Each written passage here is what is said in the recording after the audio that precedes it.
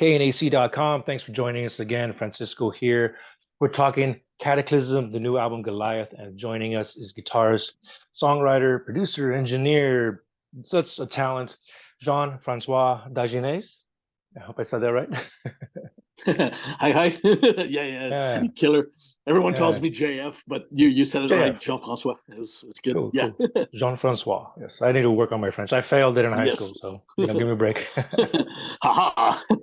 yeah. But welcome. Thanks for joining us. We're talking about your new album coming out soon through Nuclear Blast Records, Goliath, out August 11th. Are you excited for this new release? Super stoked. I mean, we worked really hard on this one, but at the same time, it was kind of a spontaneous thing where a lot of the stars were aligned for us to just write the stuff, and it came out fairly like it was kind of like really magical how everything worked out for this record, the way we wrote the songs and all that, and the way we recorded it, the mixing and everything sounded killer, and we're so happy with it. And there was a lot of anger, of the frustration from the pandemic thing in there. We're all like, let's write some music, and it came out great. I'm super stoked to finally get to release it. And guys are still writing the success of Unconquered, right? Which came out not too long ago. Yeah, I mean that one came out like right before the pandemic. We were actually filming the first clip for that record in Atlanta, and we were watching the news, like, and we heard for the first time about this virus thing, and we're like, what the hell's going on? And then next thing we know, everything was shut down, so we never really got to tour for it. So now we're kind of we managed to tour on the last year, and then we wrote the music for this new one, Goliath, and are about to unleash it and ready to do full scale touring again. Right on. Yeah, it's hard to believe it's already like almost been 3 years since Unconquered. Wow, you're like, good point. I swear it came out like yesterday. It actually came out on my birthday of that year, if I'm not mistaken. In September. So I was like, yeah, awesome. Awesome. Yeah, and I caught you guys a show out here in Los Angeles with when you guys did the run with Deicide, and that was a phenomenal show. And I think you guys you did I forgot what album you guys did. Yeah, you did one of your albums, right? Like we did the Serenity in Fire. Yeah, that was cool because we haven't played songs for that record in a while, and it's kind of a art-driven record, so it was kind of fun to play those tracks again, and also inspired us a little bit for this new album. The way that the fast stuff and the anger of those songs, so we kind of put some of that stuff in there in the new one. Okay. Now, is it like a challenge to do a whole album from beginning to end? Like, is this the first time that you guys ever done that? I mean, it's a challenge, but it's not, because we know the songs, and it's a good record, and all the songs like are songs that work well live.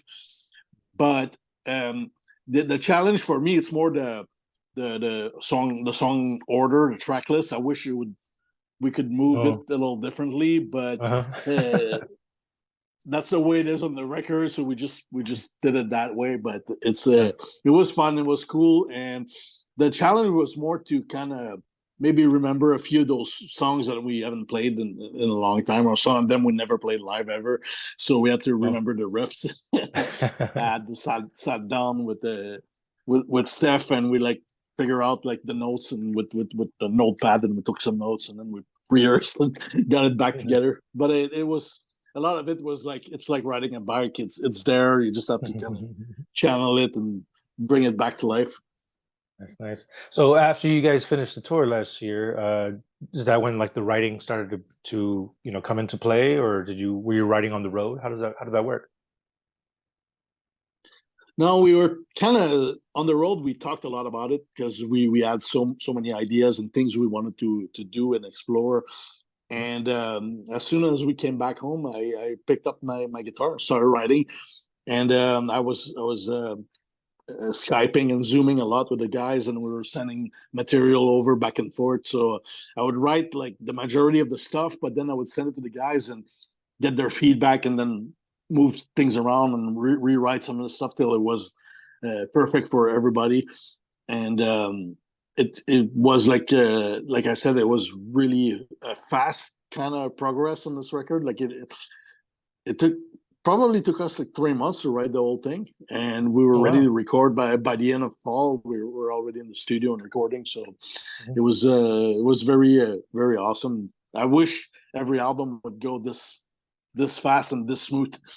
Oh, really? Well, that's good. That's good. Yeah. Because sometimes it took us like a full year to get everything together the way we Mhm. wanted it. This one was like really like spontaneous and fun to put together. So I Mhm. guess like you said, we had that magic moment on tour.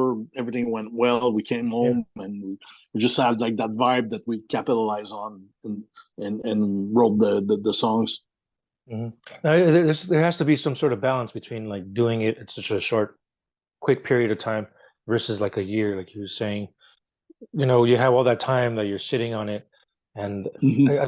I've said this before. Like as an artist, like you struggle, you just like you want to. Okay, I need to fix this. I want to change this. It's like no, you got to commit. You got to just cut it off and then just let it Yeah, go. yeah, Yeah, exactly. because It's otherwise you're gonna keep changing it, and then like it's a completely different song after that. yeah. I mean, I find it's like I guess it's a matter of being inspired, and sometimes you can sit in the studio with your guitar and play for hours, and nothing really hits or nothing is Mhm. really worthy of keeping to actually put in a song. And some other time you pick up a guitar and like the whole song just comes to life, and you're like, poof, wow, awesome, and Mhm. you get excited about certain parts or certain riffs, and then more ideas come, and it's all about inspiration. I find that it's sometimes like you get it or you don't, and when you don't, like there's no sense in trying to force it won't come out, so you have to Right. kind of stop what you're doing and just chill, do other stuff, and then come Go back to take a it. And break. Yeah. yeah, Yeah. but this one, we inspiration was there, so we're no problem with that. We just went along with it and wrote Mhm. the whole thing. That's cool. Right on, right on. And this is done is JFD Studios. Is that your studios? Yeah, yeah. Yeah, yeah. I It's figured you here live. and it's Yeah. yeah. It's a I moved to Dallas. Oh, It's 12 years ago. So I built my own studio there right on. in the garage. But I already started doing it back when I was in Canada. So I Mm. had a lot of my gear already. I imported it here, but I bought a lot of new things, and Sure. now I have my place is ready, and so it's really a decent place to record. Like I can show you real quick. That's Awesome. my little spot, and Thanks, thanks. it's very nice because I'm in my own house. So for me, it's easy to get up in the morning, grab a coffee, I come right Yeah. here, pick up a guitar, and I can just right away start writing. Whenever I Right have on. inspiration or ideas, I can fire on the computer and just start going. Yeah. And For for all the gearheads that watch, the show here, what kind of a system do you have there, real quick? I mean, I know you have like a ton of stuff, but like, yeah, yeah. I'm like old school, so I learned to do sound back when it was tape machines and like those big analog boards and all that. And so I still use a lot of those things like analog preamp, analog compressors, all that good stuff. But I also use Pro Tools and the modern side of things as well. And so I have like the latest Pro Tools updated to the most current software, and then I use the Apogee converter to convert the analog stuff back and forth. So it's a mix of both worlds. So I do a lot of modern ideas and modern ways of capturing and mixing sound, but I inject a lot of the old ways as well in there. So it's good. a hybrid system, and it colors it in a hybrid way, which I like. I find like I still like listening to old records because of the way they used to sound, Yeah. and they Yeah. sounded. The reason why they sounded this way is because they use certain pieces of gear, Mhm. and a lot of that stuff like I bought throughout the years, and I kept because of the way I like the way they sound, so I still Right. use them in my stuff. So Very that's cool. why we still kind of we have a somewhat of an old school tone within the Yes. modernized sound of the band. So it's really a hybrid thing. Yeah. And I think you can hear it on our albums like Goliath and all that.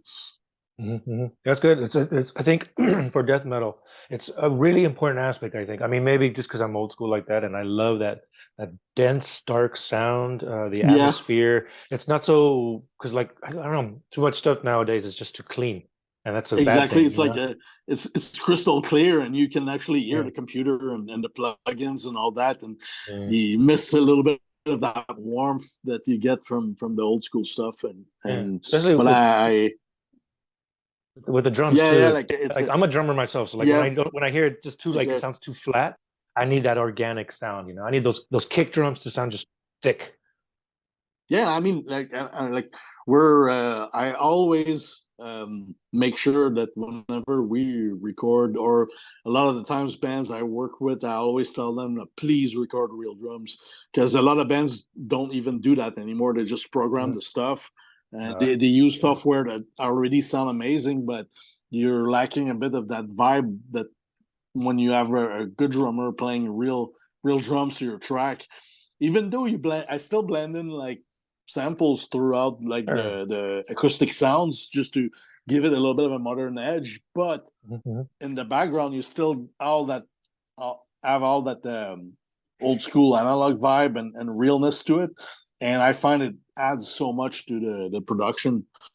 Mhm. So if you're a band planning to record a new album, please record live drums. Yeah, no.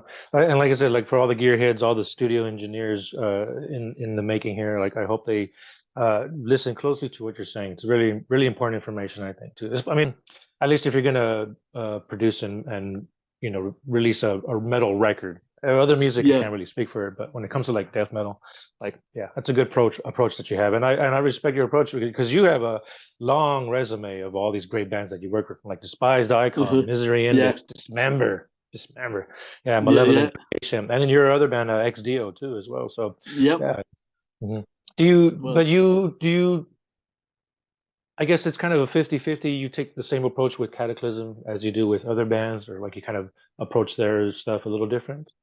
with Cataclysm is the difference is I have the vision of how I want it to sound, like I see it in my head first, and I think it's a big part of producing albums is to have that vision of how you want it to sound.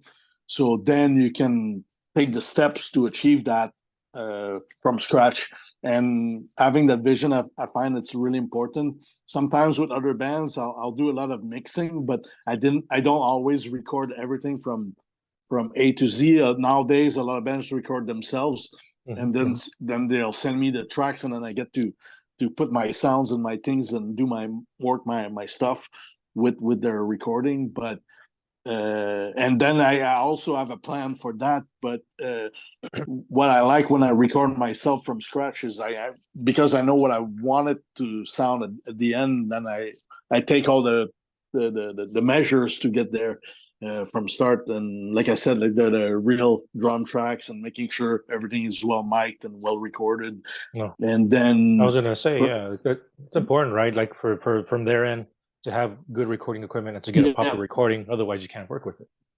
oh yeah, absolutely, absolutely. So a lot of times, what I do nowadays, when I know that I'm not gonna be there and record, then I'll have a Zoom and a long chat with the guys and Oh. explain exactly what I would do if I was them. But again, I don't have the control on what Hmm. they're gonna do and how they're gonna do it. And sometimes there's always like one of the guys is more experienced with the recording nowadays, and he's more the nerd that knows all the stuff. So Right. I'll get to talk with him a little more. But otherwise, it's I try to teach like quickly what I know and what I would do if I was them, and Right.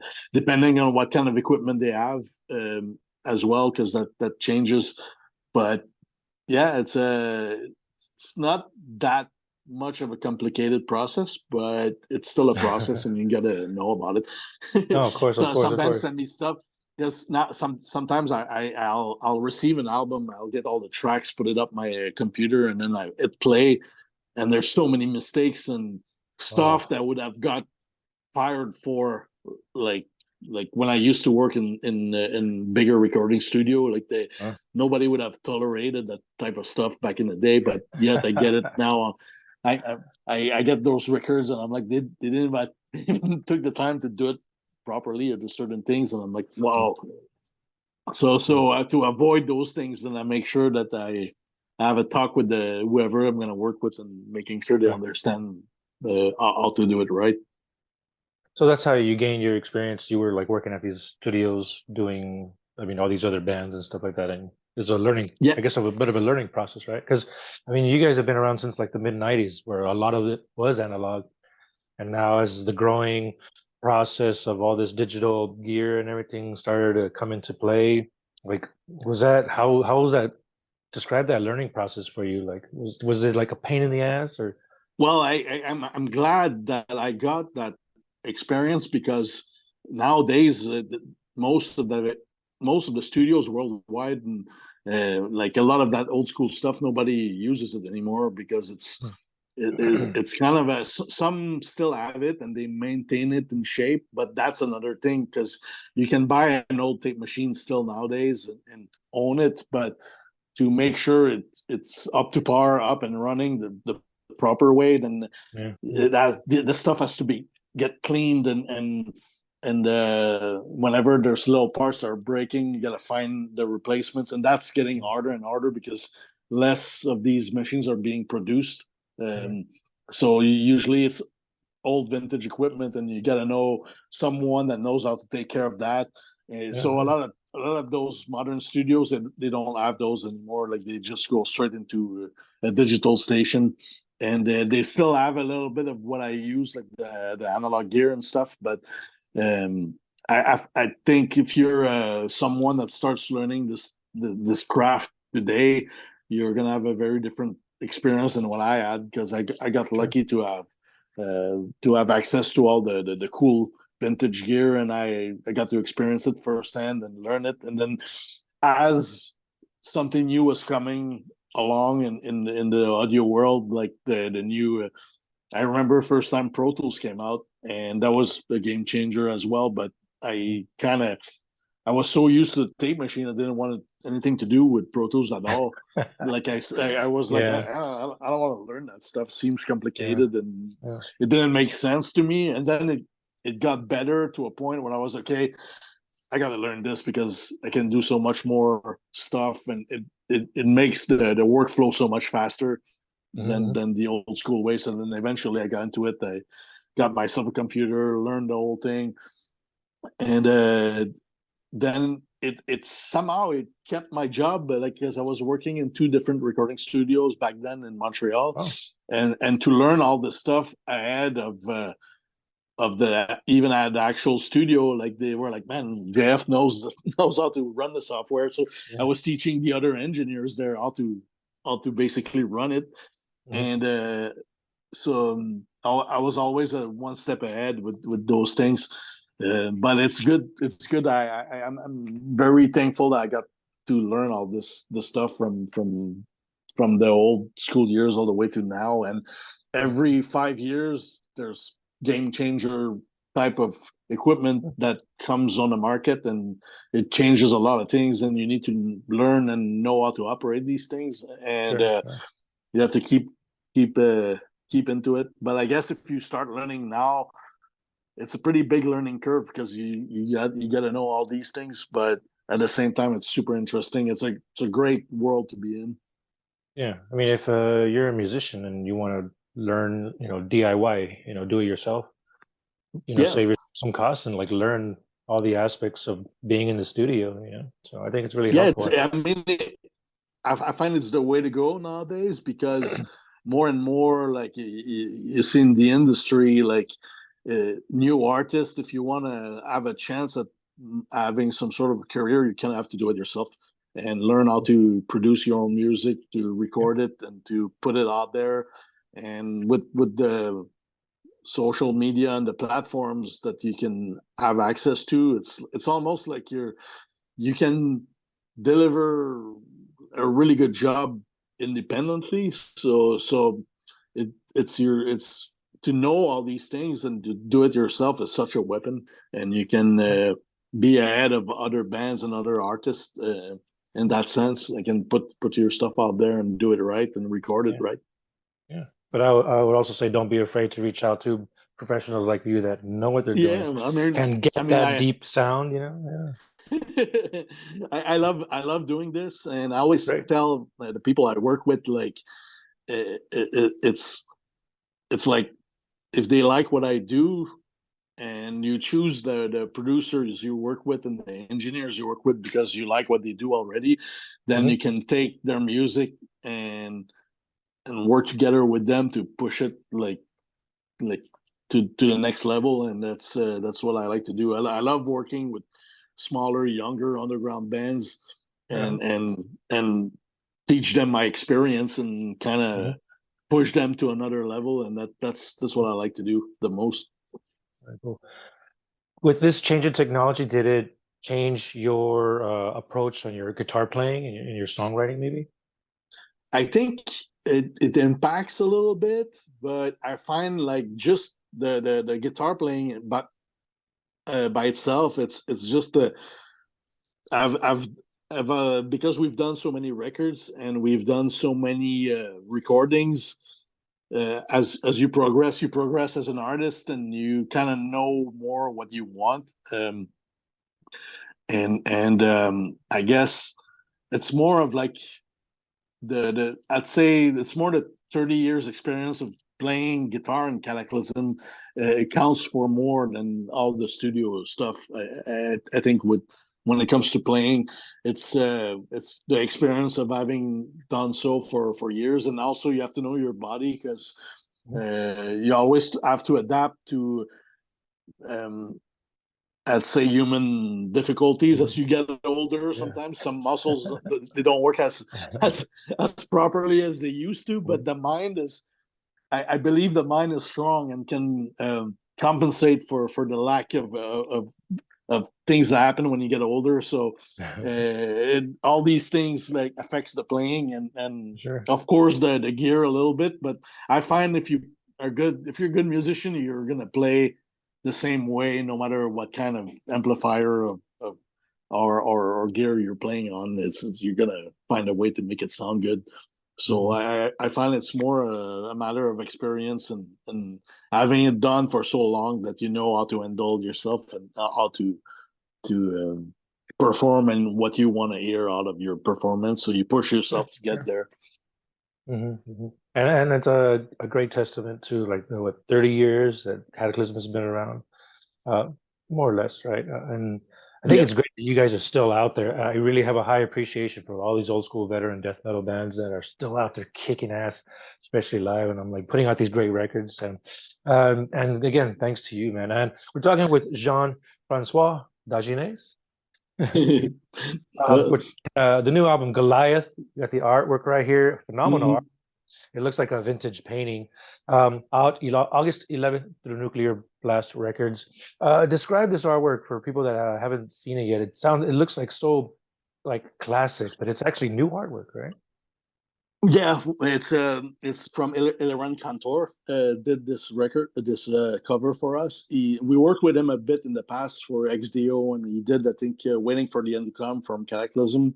But we had this vision for this record because when we came up with the concept of Goliath, our whole thing was like, we feel like a lot of times, like the way things are going in society, we always feel like it's us against like the world or this monster that is the world. So we were like, would be super cool to represent like the small guy against the big guy, the big beast. And that was the concept of this record. And we wanted a guy like Eliran to be able to reproduce it, because he does actual real painting. Everything he does is by hand, and awesome. It's the good old fashioned way. And we wanted that to give that realness to the cover artwork and not another computer generated thing again. So we wanted to do this for this concept, and he did a phenomenal job. When I first saw the sketches, I was like, yes, this is perfect. And the colors and the Yeah. all the details. If you look at it, there's a lot of things. So I'm very happy with the job, and it represents really well what we are trying to say with this record. Very cool. Goliath out next month, Nuclear Blast Records. We have a few minutes left. Tell us a Yeah. little bit more about the record. What are your favorite tracks? Um, what songs do you think we'll be hearing live? Do you have an idea of what next video and single you're going to be putting out? Yeah, actually, the next single is coming out tomorrow. Oh, nice. Tomorrow morning. It's called "Die as a King," and it's actually the prequel storyline for the previous video, "Bringer of Vengeance," because the story is it's basically the king that's in his castle and the war is going on, but the war is almost lost. He's standing in his castle and he's like, okay, I want to go my own way, die with honor. And he Mhm. knows he's gonna die, but he turns around and he charges the invaders, Yeah, and that's the concept of the tomorrow song, "Die as a King." And awesome. it's about like standing for your conviction, even if you know you're not gonna make it, but you battle till the end. And Yeah. that's the idea behind the song. And then that attaches to Bringer of Vengeance, Oh, which is actually the son of the king that escaped. And then in Bringer of Vengeance, you see him train uh, with a teacher, and then at the end of the video, he takes his revenge against the guy that killed his dad. So the single coming out tomorrow, the "Die as a King," is about that. But then Bringer of Vengeance was about taking your revenge. It's a revenge song, and sometimes it's about uh, like Revenge the Meal, Best Serve Cold. That's like the concept of that one. And there's plenty of things like that on the record. And there's a song I really like called "Dark Wings of Deception." It's the first track of the record, and it's completely awesome. I hope we film a video for it. I think that's in the plans. So if it works, we might get together and shoot this video for this third single. And then there's a song, Goliath, the title track of the record. That's awesome song. And there's a lot of stuff. Like there's one song at the end. It's almost an instrumental. There's lyrics on it, but it's like super melodic and super ambient. And there's different things. There's brutal. There's melodies. There's old mhm. school extreme drumming. Yeah.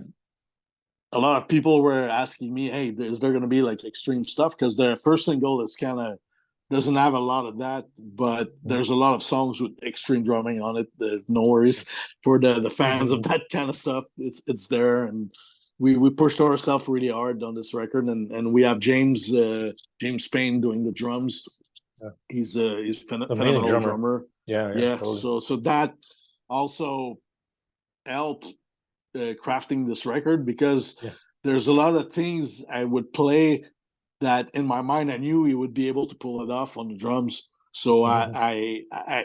you feel almost more free as a guitar player, because Ah, depending on whoever you're playing with, then there's certain things it's not humanly doable with certain yeah. musicians. But with James, like we can kind of push things like a step a step forward, Right and on. that's really awesome. I'm looking forward for the people for the fans to hear it, the whole record, and get their Totally. opinion on it. Totally, totally. Out August 11th through Nuclear Blast Records. Goliath, we'll put the details of the pre-orders in the description here on the video. Part of this was also recorded in Studio City, or at least I guess worked on in Studio City here Yeah. in Like James lives in Los Angeles, okay, so he has a studio down there in right Studio on. City. So we recorded his drum parts there, and Okay. so we was same with the some of the vocal tracks were done in the studio in Florida.